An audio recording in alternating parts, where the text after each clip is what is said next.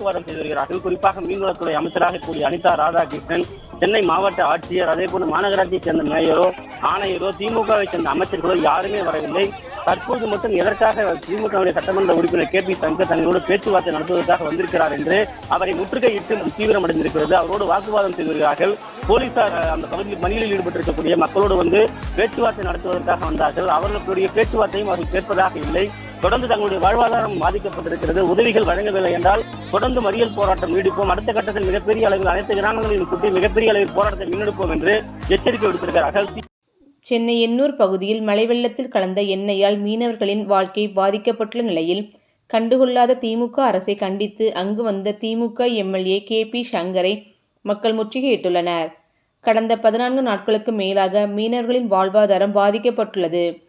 புயல் அறிவிக்கப்பட்ட நாளிலிருந்து மீனவர்கள் கடலுக்குள் செல்லவில்லை. இந்த நிலையில் தங்களுக்கு எந்தவித உதவியும் செய்யவில்லை என்று மீனவர்கள் சாலை மறியல் போராட்டத்தில் ஈடுபட்டு வருகின்றனர்.